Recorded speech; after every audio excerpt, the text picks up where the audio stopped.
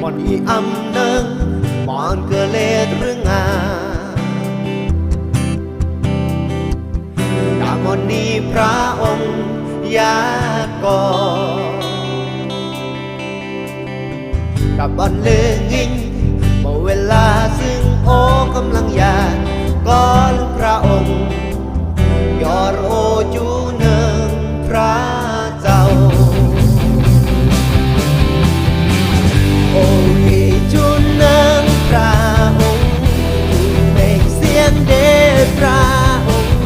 โอกีจูเนิงพระเจ้า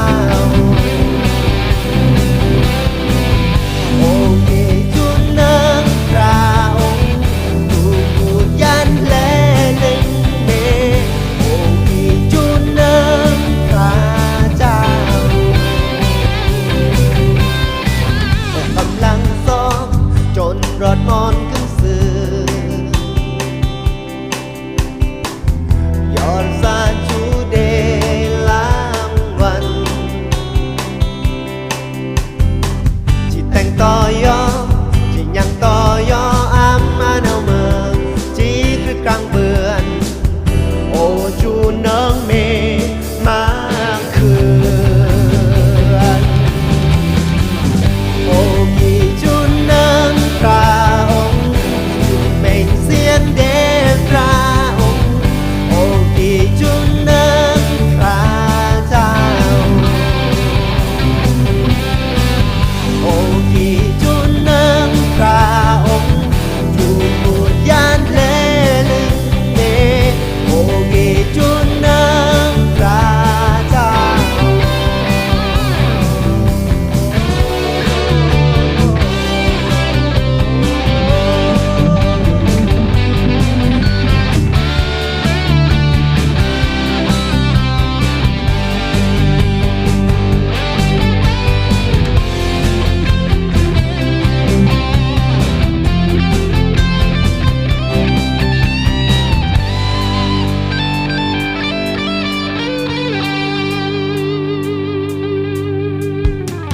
โอกีจูเนิงพระองค์จูเม่งเสียงเดชพระองค์โอกีจูเนิงพระเจ้าโอ